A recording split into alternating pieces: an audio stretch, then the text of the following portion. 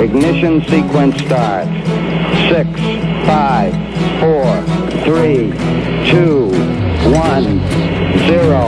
Liftoff. We have a liftoff.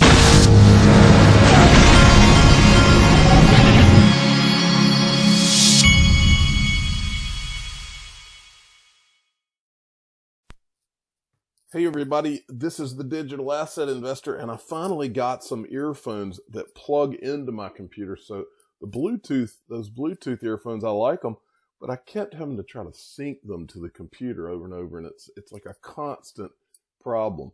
And so, enough of that. I wanted to show you what is going on in the market the last few days. The first thing you're looking at here is coin market cap. Even XRP has taken off.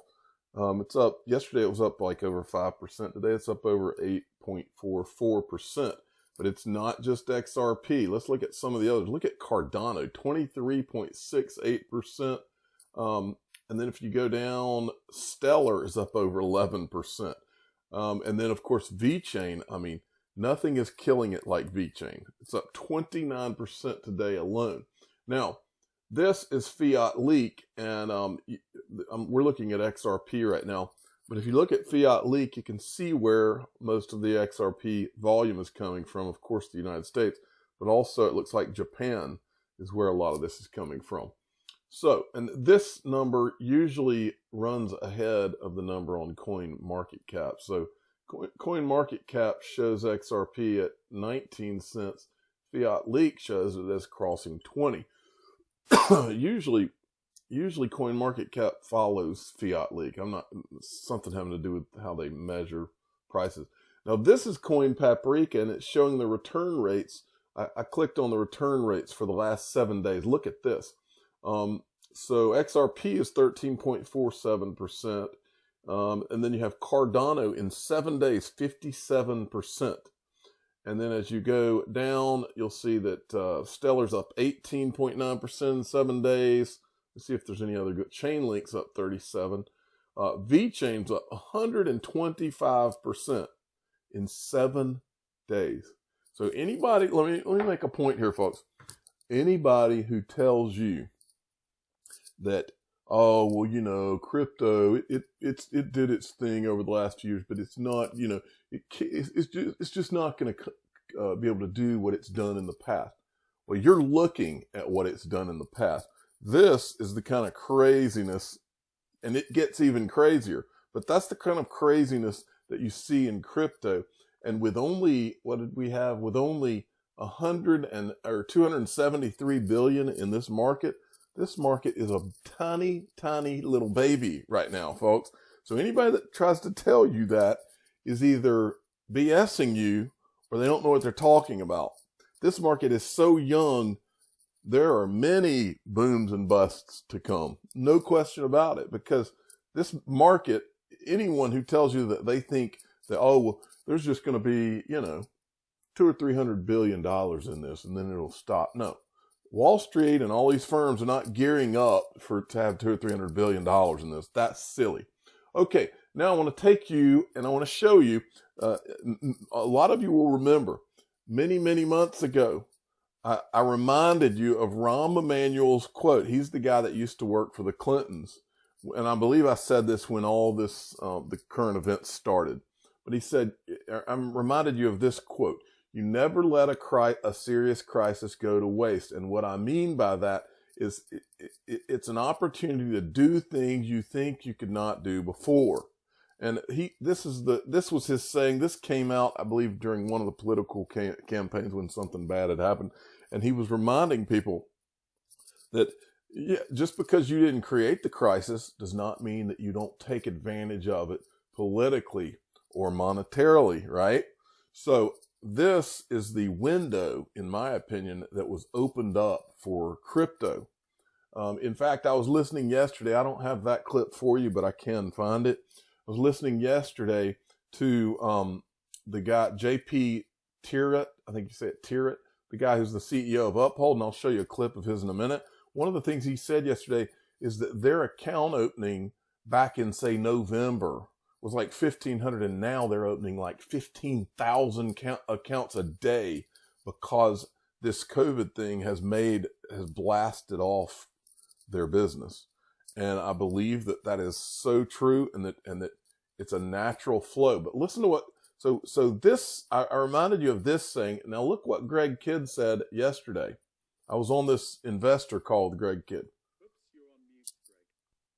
Yeah, so when I was at the Fed, we had this fleet of Lear jets. It wasn't for people, it was for flying checks around, right?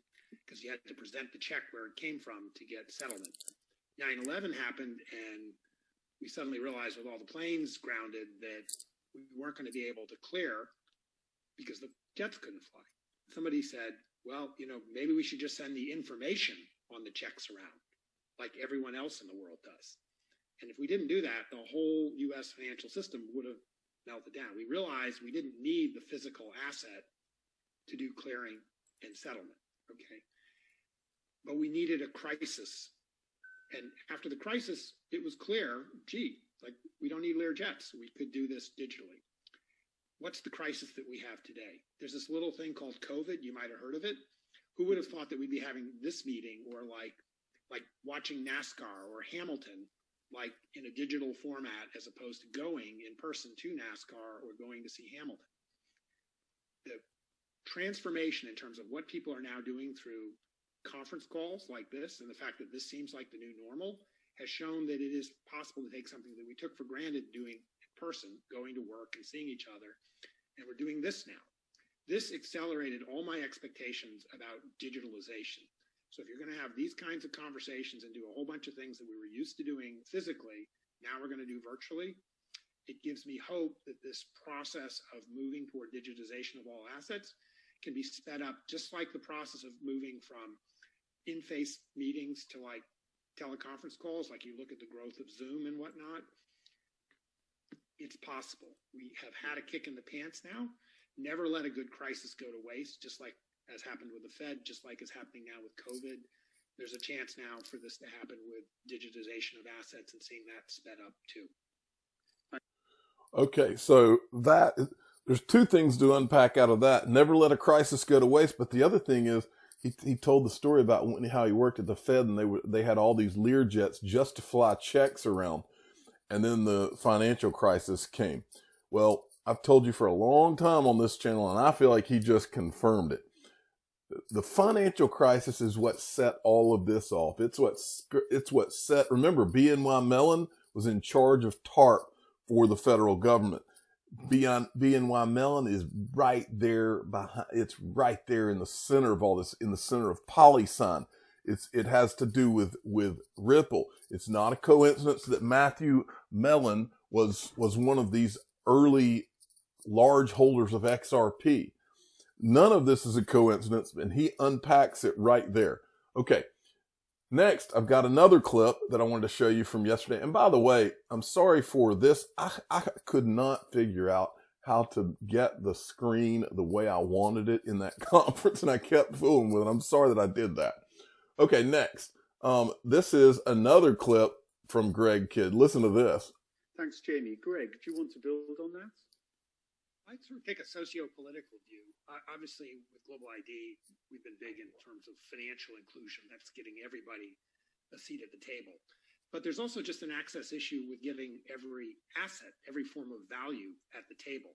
That's an amazing transformation of society. We can't even begin to imagine. If everything around us is liquid, then all sorts of things that we didn't used to think of as money are now a form of money or an exchange. It doesn't matter whether you're a communist or a capitalist, we all live in an exchange society. And the idea that there would only be certain types of things that are liquid in the world versus everything, it's an access issue to us. And so while there's getting everyone a seat at the table, it's letting everything in the room be a chip on the table. And that's just a fun box that I want to see opened, and I want to see it happen in my lifetime. And I'm excited to let the show begin.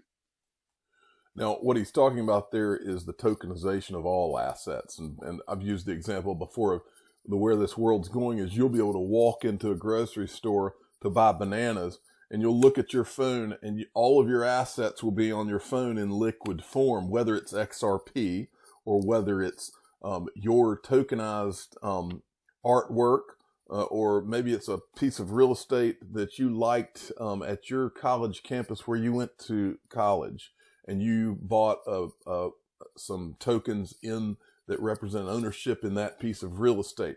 You'll be able to push a button and transfer, like, in other words, you'd be able to sell your piece of that token. So let's say your piece of that tokenized real estate in your college town was worth $7 and the bananas cost $7. You'd be able to sell out of that, and it would flow freely into whatever token the grocery store accepts for payment. That is the world we're going into. That is what Greg Kidd was describing. And by the way, this is J.P. Tirrett, who is the CEO of Uphold. And this is Jamie, I can't remember his last name. I think it's Jamie Ben, maybe, is the CEO of Securitize.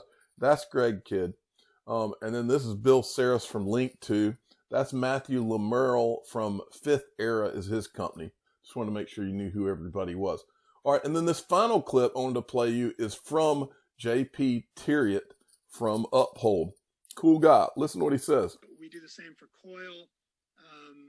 We're going to announce some other big partners. So as the world heads, towards Web3 monetization and towards a gig economy that will see more freelance workers and corporate employees in 5 to 10 years, we're purpose built for that.